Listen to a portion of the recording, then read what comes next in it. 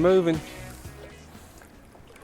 We are on the Flint River and we are doing the Brown Bear Canoe and Kayak trip today.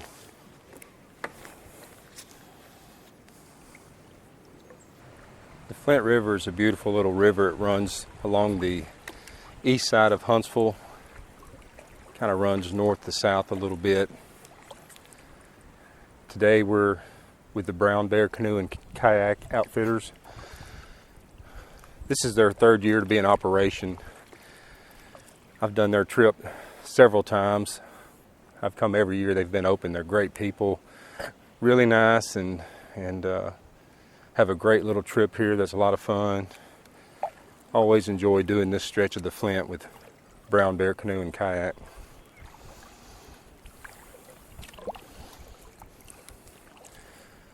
Now I'm from Decatur, and in Decatur we have Flint Creek, and sometimes people get those confused. This is the Flint River, and it is not the same as Flint Creek in Decatur.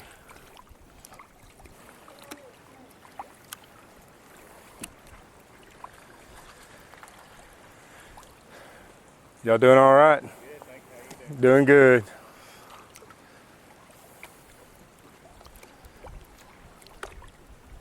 Love this time of year. Leaves are starting to come out, trees are budding, flowers are blooming. Now I'm no expert on rivers and even paddling and stuff like that. I go a lot and I enjoy it, and like with anything, you kind of learn as you go, and you learn some things from experience, and I watch a lot of videos of other kayakers and try to learn things here and there. But one of the things that we'll talk about on this trip is reading the river, reading the water. Because on smaller rivers like this, sometimes you will have little shallows, have shoals that you have to kind of navigate. And again, I don't know that I'm, right in any of this, but this is kind of how I read the water, and it generally works. But as you can tell right here, we're in a slight right-hand turn. And more times than not, your current is going to be on the outside of a turn. So you can kind of tell, you can see a little ripple in the water over there. And especially when you have little debris on the water, like all these flowers and booms and buds that are floating on the water, those are a good indication of how the water's moving. So anytime you see, and there's always something on the water that you can read, be it just a little speck, even bubbles and things, but use those things to kind of read the water and gauge where the current is. Sometimes you want to stay in the current to get a little help on your trip. Sometimes you want to maybe stay out of it to slow down or to find a good place to stop.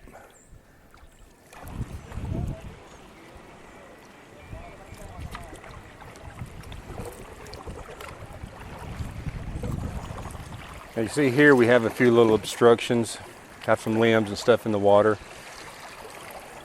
And when you see the water kind of narrow down and make a V, if I remember correctly, that's called a tongue, right there where it kind of comes together. And generally that's a good place to be, you're kind of in the middle of two or more obstructions that's kind of funneling the water in one general area. So if you kind of stay in the middle of that V, kind of shoot for that tongue, then that's a good place to go through an area where there's obstacles or a little bit of rapids.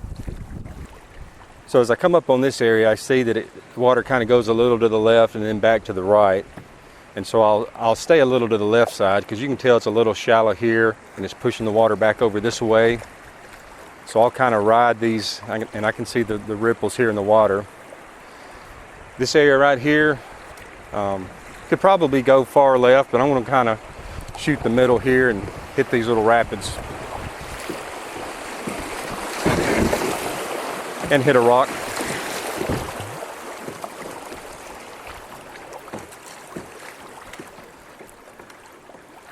And that's one of the tricky things when the water is kind of bulging up and dropping back down. It could be an obstruction underneath the water like it was just then.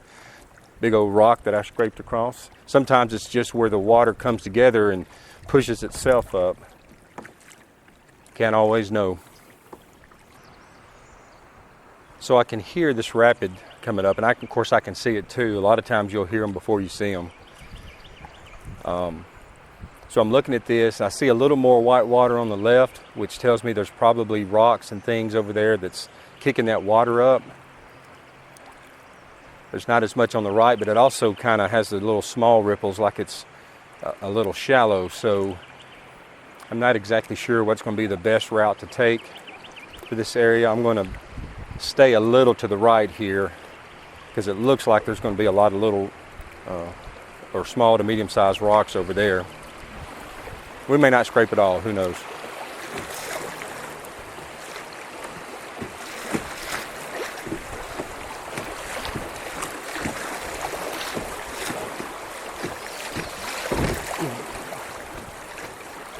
One little bump, not bad.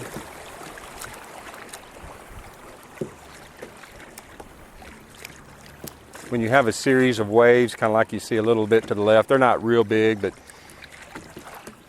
in at least in larger rapids where they're a little bit bigger, my buddy David Dutton taught me those are called wave trains, where you have the waves, just a series of ups and downs and ups and downs, and those are fun to hit in whitewater kayaks and creek boats, and even wreck boats, I guess, as long as you maintain control. Stay left.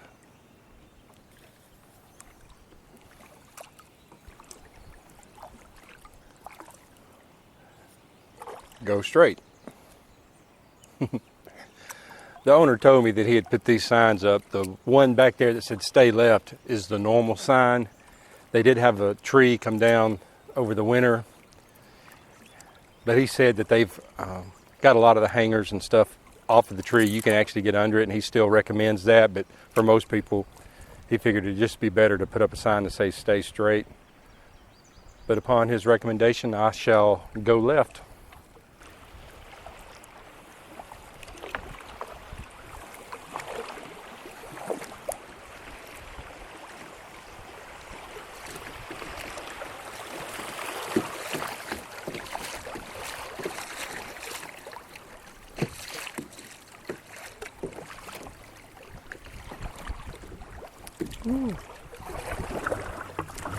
Woo! That was close.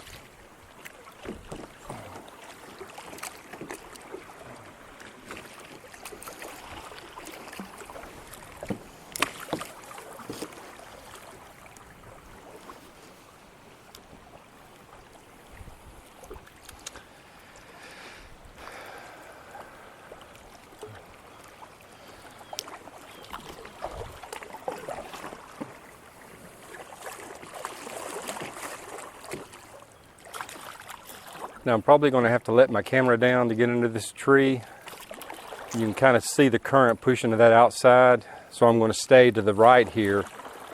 That'll give me a little better opportunity to stop and get out if I feel like I need to lower my camera, and I'm probably going to. Let's see.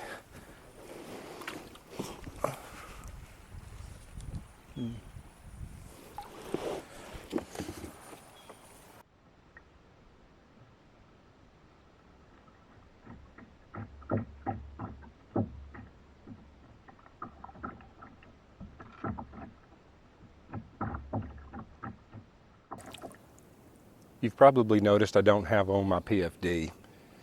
To be honest, through most of my trips, especially in the summertime, I rarely wear it. I always have one with me, that is the state law, but I generally don't wear it in the warmer weather. And especially when, like I'm on these smaller creeks and rivers where it's shallow, I can see the bottom now. Most of these places I can stand up.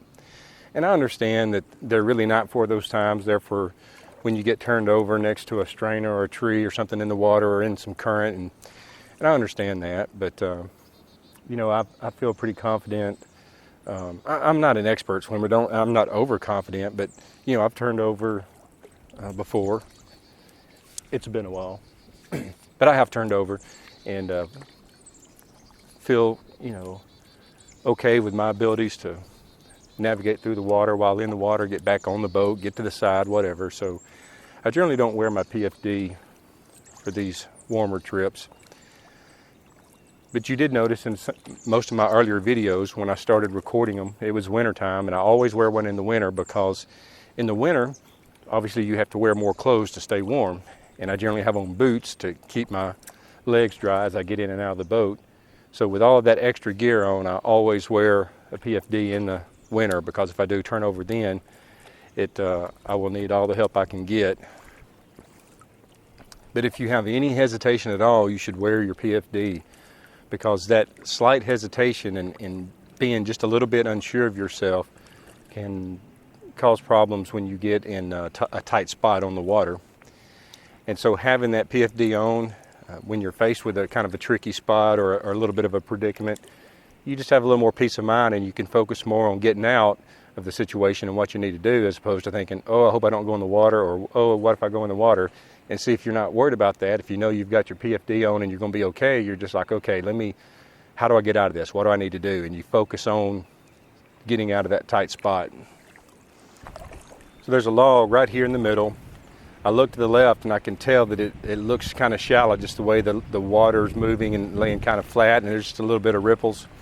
So I'm going to stay to the right where there appears to be more water. Now there also appears to be a little bit of a drop. Could be a submerged log or a rock wall, but I think we'll manage this a-okay. And it is a log.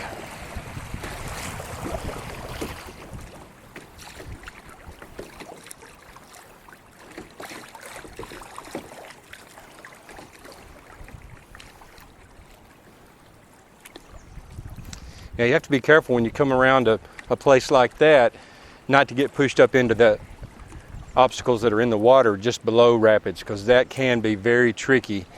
And so you have to make sure that as you're coming through the rapids, you're also looking ahead to see what's down below them and trying to make sure that you keep your boat pointed away from it.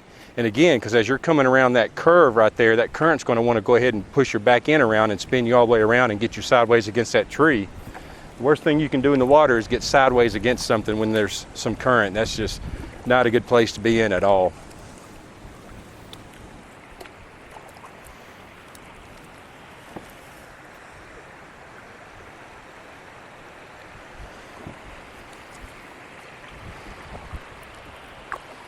Now on this rapid, this in the middle is long and shallow, looks like, so I want to kind of avoid that.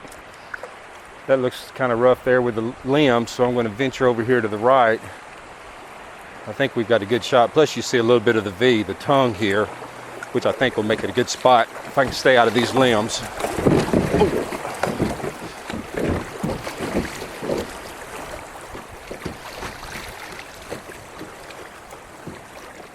A little bit of contact, but otherwise we're okay.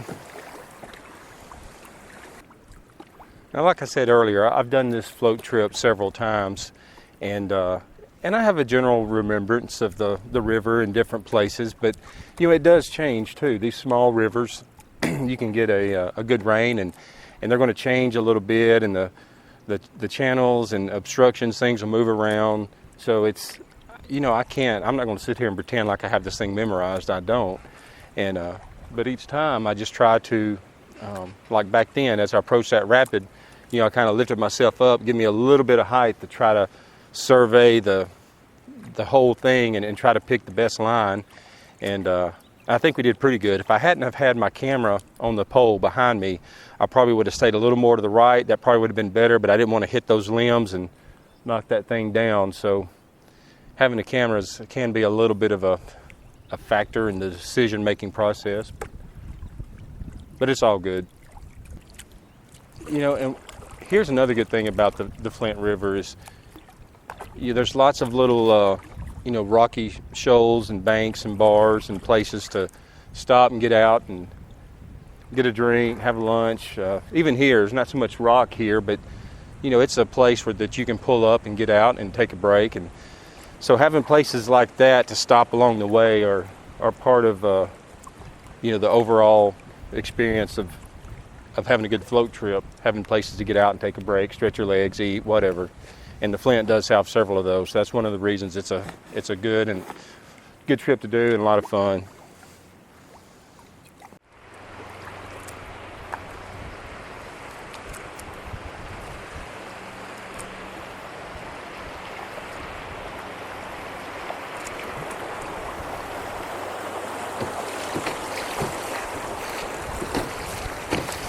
Woo! Okay, here's a drop. Ooh. Woo! Got a little water in the seat.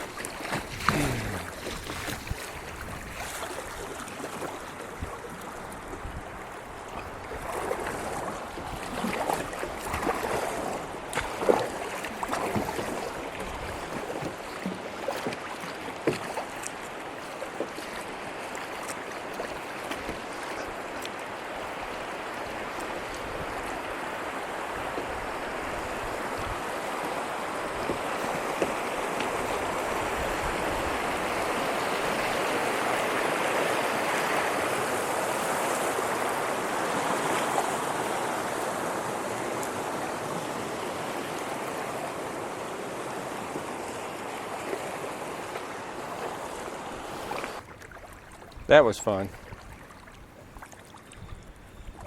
Yeah, the last couple of years I would just blow through places like that and try to find what I thought would be the most fun spot.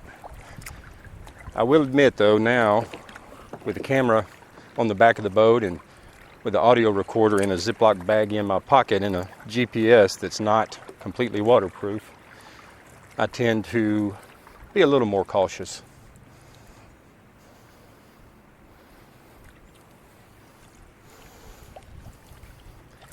And now I'm sitting in cold water. That is a drawback to these sit-on-top recreational kayaks. I like it, and I'd much rather have a sit-on-top than a sit-in. But when you go through rapids like that, you take on water. If your boat doesn't have scupper holes, then it'll hold it. But I also prefer not to have scupper holes because the problem is that water comes in regardless, and you'll always have a little bit in the bottom of your boat. But because I don't have scupper holes, I probably need to pull over somewhere and dump it out. I got to get my butt out of this water. You can see there's a little bit of a drop through about 3/4 of the river, but then here it just kind of angles down to a V. So we'll ride this tongue out. No scrape.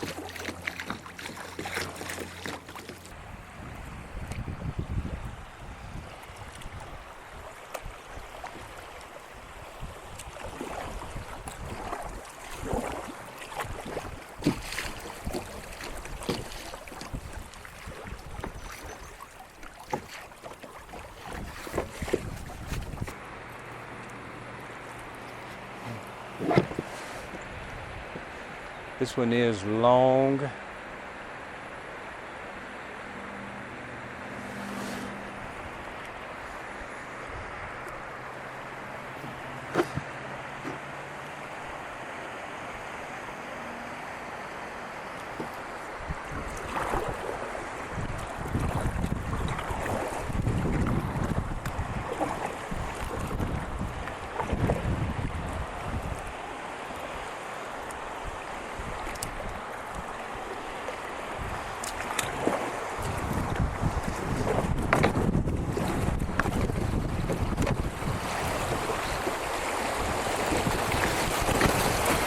Oh, more water.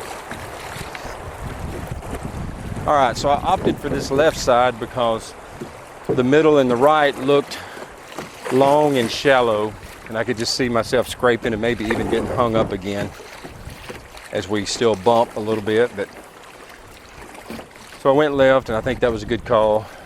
Made it through.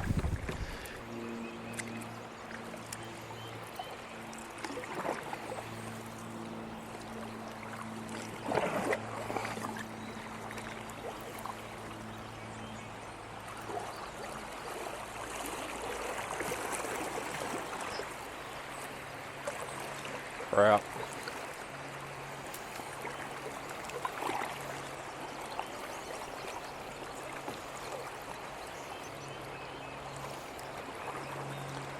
But don't knock my camera off.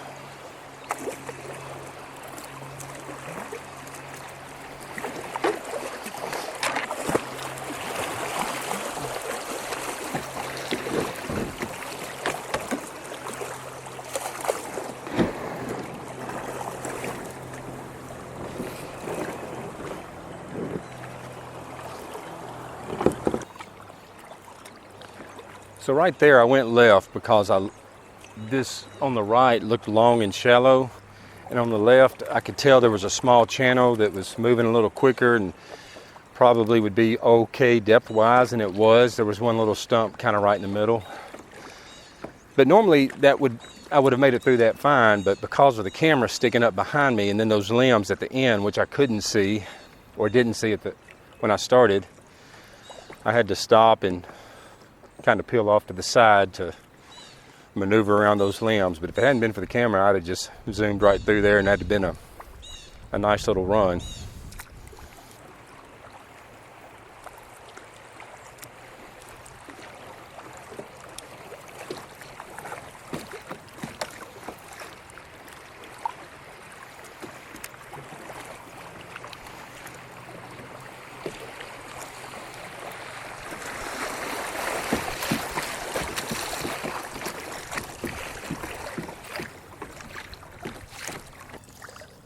Whoa, that was close. Here's a good example of where you can see the stuff floating on the water, and it kind of comes from this side, shifts over to the left side, and on the outside of that curve and goes around. Good way of kind of just keeping an eye on the river and what it's doing. I definitely recommend stopping by and visiting the folks at Brown Bear LLC Canoe and Kayak. Good people. Great trip. Beautiful scenery.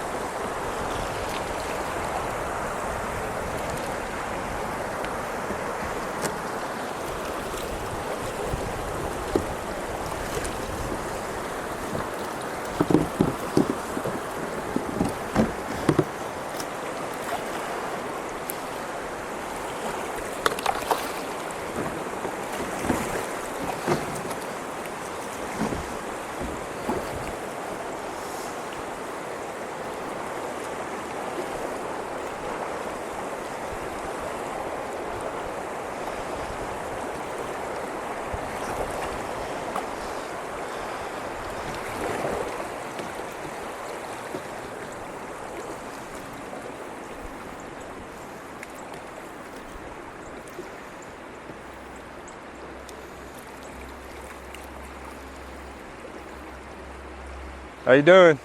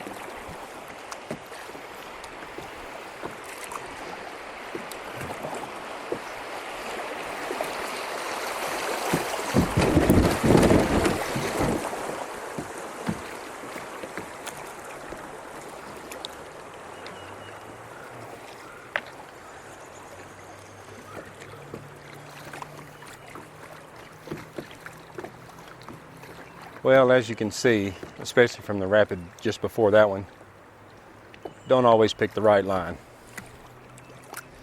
That happens. There's a goose.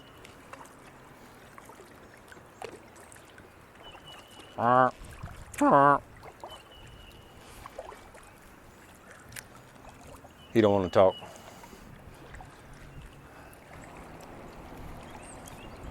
And when you see the bridge, you want to get over towards the right. The outfitter's place is over on the right side, on the right bank, so you want to kind of get over that way.